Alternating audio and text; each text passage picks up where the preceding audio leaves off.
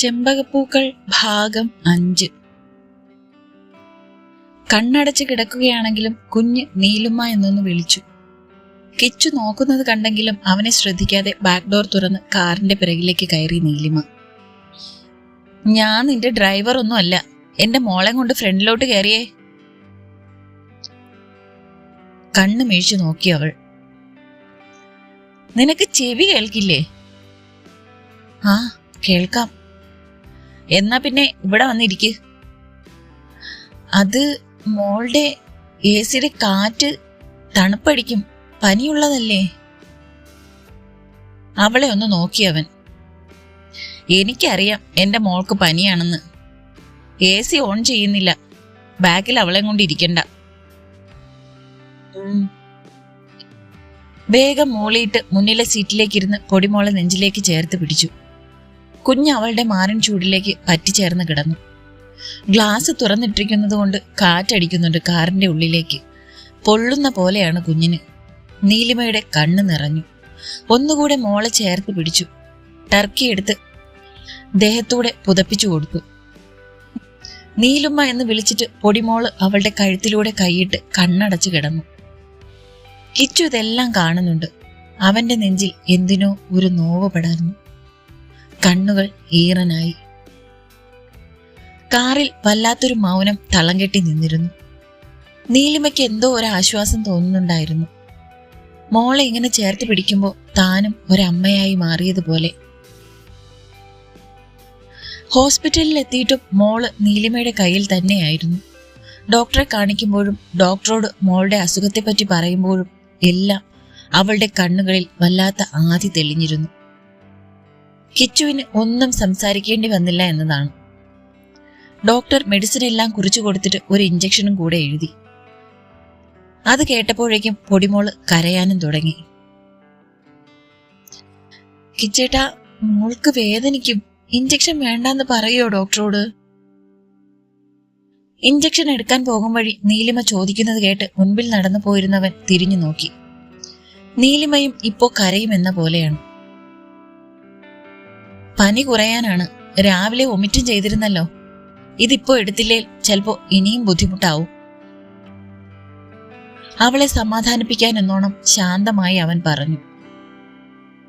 വെറുതെ തലയാട്ടി നീലിമ മോളെയും കൊണ്ട് അകത്തേക്ക് കയറി. കിച്ചു മോളെ വാങ്ങിക്കാൻ കൈനീട്ടിയെങ്കിലും കൊടുത്തില്ല. ഞാൻ ഇരുന്നോളാം കിച്ചോട്ടാ, മോള് കരയും. അവൻ പിന്നെ ഒന്നും പറഞ്ഞില്ല.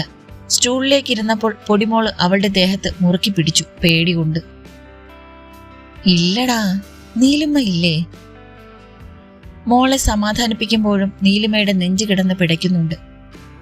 ഇഞ്ചക്ഷൻ എടുത്തതും വലിയ വായിൽ തന്നെ കരഞ്ഞിരുന്നു മോള്. നീലിമയുടെ കണ്ണ് നിറഞ്ഞൊഴുകി. കിച്ചുവും മോളെ സമാധാനിപ്പിക്കുന്നുണ്ട്. സിറിഞ്ച് ഊരിയെടുത്തിട്ടും പൊടിമോള് കരഞ്ഞുകൊണ്ടേയിരുന്നു. അയ്യേ, കഴിഞ്ഞല്ലോ മോളെ, ഇനി കരയല്ലേ. മോള് കരയുന്നത് കണ്ടിട്ടിതേ മോളുടെ അമ്മയും കരയുന്നത് കണ്ടോ? നഴ്സ് പറഞ്ഞതും കിച്ചുവിന്റെ ഉള്ളൊന്ന് പിടഞ്ഞു. നീലിമയുടെ നോട്ടവും കിച്ചുവിലേക്ക് എത്തിയിരുന്നു. അവൻ ഇതൊന്നും ഇഷ്ടപ്പെടില്ലെന്ന് അവൾക്കറിയാം. അവൾ നോക്കുന്നത് കണ്ടതും അവൻ എങ്ങോട്ടോ നോക്കി നിന്നു. പൊടിമോള് നിലവിളിക്കുന്നത് നിർത്തി ഏങ്ങലുകൾ മാത്രമായി. നീലുമ്മ കയ്യണ്ട. അതിന്റെ ഇടയിൽ പറഞ്ഞിട്ട് നീലുവിന്റെ മാറിലേക്ക് ചേർന്ന് കിടന്നു കുഞ്ഞ്.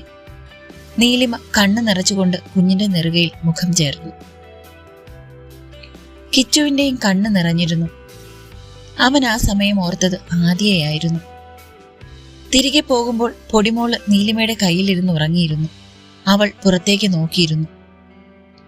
വണ്ടി ഒരു സൈഡിലേക്ക് ഒതുക്കി നിർത്തിയത് അറിഞ്ഞിട്ടാണ് അവൾ തിരിഞ്ഞ് കിച്ചുവിനെ നോക്കുന്നത്. എന്താ കിച്ചേട്ടാ? ഞാനൊരു കാര്യം പറഞ്ഞാൽ നീലിമയ്ക്ക് വിഷമം തോന്നരുത്. മുഖവുര പോലെ അവൻ പറഞ്ഞതും അവളുടെ മുഖം സംശയം കൊണ്ട് ചുളിഞ്ഞു. താൻ ഇനി എന്റെ മോളെ കാണാൻ വരരുത്. കിച്ചേട്ടാ, പകപ്പോടെ വിളിക്കുമ്പോൾ കണ്ണുകൾ നിറയുന്നുണ്ടായിരുന്നു. എനിക്കറിയാം താൻ ഒരുപാട് എന്റെ മോളെ കെയർ ചെയ്തിട്ടുണ്ട്. ഞാൻ ഈ പറഞ്ഞത് തനിക്ക് വിഷമാവും. പക്ഷേ എന്റെ മോളുടെ മനസ്സ് വേദനിക്കാതിരിക്കാനാ ഞാൻ പറയുന്നത്. താൻ വേറൊരു ജീവിതത്തിലേക്ക് പോവാൻ പോവുക. ആ ജീവിതത്തിലേക്ക് കടക്കുമ്പോൾ താൻ എൻ്റെ മോളെ മറക്കുകയും ചെയ്യും. അപ്പോഴും വേദനിക്കുന്നത് എൻ്റെ മോൾ മാത്രമായിരിക്കും. പൊടിമോളെ മറന്നിട്ട് എനിക്കൊരു ജീവിതം ഇല്ല കിച്ചേട്ടാ. അതൊക്കെ തനിക്ക് വെറുതെ തോന്നുന്നതാ. അല്ല, എനിക്ക് എനിക്ക് എനിക്ക് ഇവളെന്റെ മോള് തന്നെയാ. ഞാൻ പ്രസവിക്കാത്ത എന്റെ മോള്. അല്ല നീലിമ, ഇതെന്റെ ആദിയുടെ മോളാണ്. എന്റെയും ആദിയുടെയും മോള്. അവളുടെ മേല് വേറെ ആരും അധികാരം പറഞ്ഞു വരുന്നത് എനിക്കിഷ്ടമല്ല.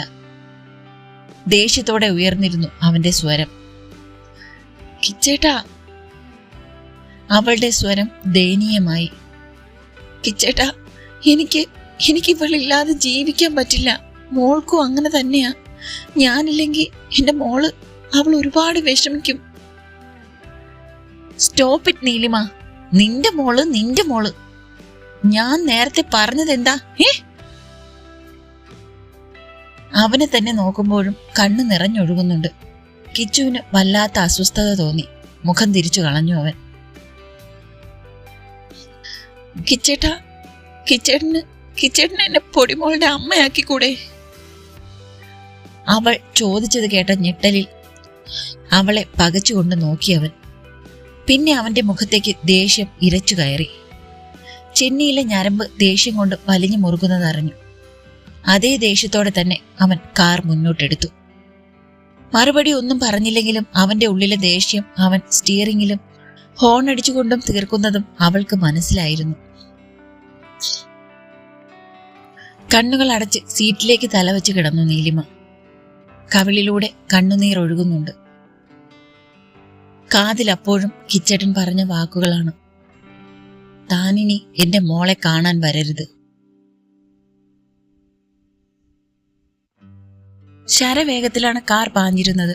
എവിടെയെങ്കിലും അത് ഇടിക്കുമെന്ന് തോന്നി നീലിമയ്ക്ക്. കിച്ചേട്ടാ, പതുക്കെ പോ. അവൻ അത് കേട്ടിട്ട് പോലുമില്ലെന്ന് തോന്നി. വണ്ടിയുടെ ഉലച്ചിലും നീലിമയുടെ ശബ്ദവും കേട്ടതുകൊണ്ട് പൊടിമോള് കണ്ണു തുറന്നു നോക്കി. പേടിച്ചിട്ടാണോ എന്തോ അവൾ നീലിമയെ അള്ളിപ്പിടിച്ചിരുന്നു. കിച്ചേട്ടാ, പ്ലീസ് പതുക്കെ പോ, മോള് പേടിക്കുന്നു. അവളുടെ കണ്ണുകൾ നിറഞ്ഞൊഴുകുന്നുണ്ട്. അവളെ ഒന്ന് നോക്കി അസ്വസ്ഥതയോടെ കിച്ചു കാറിന്റെ സ്പീഡ് കുറച്ചു. വീട്ടിലേക്ക് എത്തിയതും ഡോർ തുറന്നിറങ്ങി അവൻ ആരെയും നോക്കാതെ അകത്തേക്ക് പോയി. മോളെയും എടുത്ത് പിന്നാലെ നീലിമയും. ഹോസ്പിറ്റലിൽ പോയ വിവരം ചോദിക്കാൻ വന്ന ലക്ഷ്മിയമ്മ കിച്ചുവിന്റെ പോക്ക് കണ്ട് അന്താളിച്ചു നിന്നു. എന്തുപറ്റി മോളെ? പിന്നാലെ തലയും കുനിച്ച് കുഞ്ഞിനെയും ചേർത്ത് പിടിച്ചു വരുന്ന നീലിമയോടായി അവരുടെ ചോദ്യം. ഒന്നുമില്ല അമ്മേ. ലക്ഷ്മി അമ്മയോട് ആ കാര്യം പറയാൻ പേടി തോന്നി അവൾക്ക്. അമ്മയ്ക്കും ഇഷ്ടമായില്ലെങ്കിലോ? വേഗം അകത്തേക്ക് നടന്നു. മോള് വീണ്ടും ഉറങ്ങിയിരുന്നു. മടിയോടെ വാതിൽക്കൽ ചെന്ന് നിന്നു. ഡോർ ചാരിയിട്ടിരിക്കുകയാണ്. ചെറുതായിട്ടൊന്ന് തട്ടി നോക്കിയെങ്കിലും അനക്കമൊന്നുമില്ല. കട്ടിലിൽ ഇരിക്കുകയായിരുന്നു കിച്ചു. നീലിമ പറഞ്ഞതിന്റെ നടുക്കം ഇപ്പോഴും മനസ്സിലുണ്ട്. അവളുടെ മനസ്സിൽ അങ്ങനെ ഒരു ആഗ്രഹം ഉണ്ടായിരുന്നു. അമ്മ പറഞ്ഞിട്ട് പോലും തനിക്ക് ഇത്രയും ബുദ്ധിമുട്ട് തോന്നിയിട്ടില്ല. ഇതിപ്പോ ഡോറിൽ തട്ടുന്നത് കേട്ടപ്പോഴാണ് മോളെ കൊണ്ടുവന്നതാവുമെന്ന് ഓർത്തത്. അവളെ കാണുന്നത് ഓർക്കുമ്പോൾ തല പെരുക്കുന്നു. പിന്നെയും തട്ടുന്നത് കേട്ടാണ് ഡോർ തുറന്നത്. കുഞ്ഞിനെ വാങ്ങാൻ പോയെങ്കിലും തരാതെ അകത്തേക്ക് കടക്കാൻ ഒരുങ്ങുന്നത് കണ്ട് ഒഴിഞ്ഞു മാറിക്കൊടുക്കേണ്ടി വന്നു. കട്ടിലിൽ മോളെ കിടത്തിയിട്ട് തിരിഞ്ഞതും കയ്യിലേക്ക് പിടിച്ചിരുന്നു പൊടിമോള്. പോലെ നീലുമ്മ. കിച്ചുവിനെ ഒന്ന് തിരിഞ്ഞു നോക്കി അവൾ. വേഗം പുറത്തേക്ക് കടന്ന് അപ്പുറത്തേക്കായി പോയി അവൻ. നീലിമ മോളുടെ അടുത്തേക്ക് കിടന്ന് ചേർത്ത് പിടിച്ചു. തലയിണയിൽ പരക്കുന്ന കണ്ണുനീരിനെ നിയന്ത്രിച്ചു. അവളുടെ മാരൻ ചൂടേറ്റ് പൊടിമോൾ ഉറക്കം പിടിച്ചു. ഉറങ്ങിയെന്ന് കണ്ടതും മടിയോടെയാണ് എഴുന്നേറ്റത്. കുഞ്ഞിനെ വിട്ടിട്ട് പോകാൻ തോന്നുന്നില്ല. ഇപ്പോ ഇവിടെ നിന്ന് പോയാൽ ഇനി മോളെ ഒന്ന് കാണാൻ പോലും കിച്ചേട്ടൻ അനുവദിച്ചെന്ന് വരില്ല. കണ്ണൊക്കെ നിറഞ്ഞു വന്നു. മോളുടെ നെറ്റിയിലൊന്ന് മുത്തിയിട്ട് പുതപ്പെടുത്ത് ദേഹത്തേക്ക് ഇട്ടുകൊടുത്തു അവൾ. കണ്ണു തുളച്ചിട്ട് മുറിയിൽ നിന്ന് ഇറങ്ങുമ്പോൾ ലക്ഷ്മിയമ്മ പുറത്ത് തന്നെ ഇരിക്കുന്നുണ്ട്. എന്തു പറഞ്ഞു മോളെ? ഇഞ്ചക്ഷൻ എടുത്തിട്ടുണ്ട്. പനി കുറഞ്ഞോളൂ അമ്മേ. മോൾ എഴുന്നേറ്റാൽ ശ്രദ്ധിക്കണം. മോള് പോവാണോ? പോട്ടെ, തലയൊക്കെ വേദനിക്കുന്നു. ലക്ഷ്മിയമ്മ അലിവോടെ അവളെ നോക്കി. കണ്ണും മുഖവുമൊക്കെ വീങ്ങിയിരിക്കുന്നത് കണ്ട് അവൾക്ക് തന്നെ വിഷമം തോന്നുന്നുണ്ടായിരുന്നു. അവൾക്കൊട്ടും ഇഷ്ടമില്ലാതെയാണ് നാളെ ആ പെണ്ണുകാണൽ ചടങ്ങെന്നറിയാം. അവരുടെ കണ്ണും നിറയുന്നുണ്ടായിരുന്നു. അവരെ നോക്കി വെറുതെ ഒന്ന് ചിരിച്ചിട്ട് നീലിമ ഇറങ്ങി. വിഷമത്തോടെ ഇറങ്ങിപ്പോകുന്ന അവളെ കാണെ അവർ നെടുവീർപ്പോടെ നോക്കി നിന്നു. പുറത്തേക്കിറങ്ങി അവൾ മാവിൻ ചുവട്ടിലെ കല്ല് കെട്ടിയ തറയിലിരിക്കുന്ന കിച്ചുവിനെ കണ്ടിരുന്നു. എന്തോ ഓർത്തിരിക്കുകയാണ്. മുന്നിലൂടെ പോകുന്ന ഒരു നിഴലനക്കം കണ്ടതും അവൻ നോക്കി. നീലിമയാണതെന്ന് കണ്ടതും മുഖമിരുണ്ടു. അവനെ ഒന്ന് നോക്കിയ ശേഷം അവൾ അവന് മുഖം കൊടുക്കാതെ നടന്നു നീങ്ങി. തുടരും. അടുത്ത പാർട്ടുമായിട്ട് അടുത്ത ദിവസം കാണാട്ടോ. നിങ്ങളുടെ എല്ലാ അഭിപ്രായങ്ങളും നിർദ്ദേശങ്ങളും കമന്റ് ബോക്സിൽ രേഖപ്പെടുത്തുമല്ലോ അല്ലേ?